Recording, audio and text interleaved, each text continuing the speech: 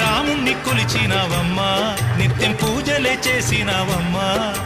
గూడు చెదిరిపాయ గుండెల విసిపాయ గూడు చెదిరిపాయ గుండెల విసిపాయ కొలిచిన రామయ్య కొండ దిగిరాడాయే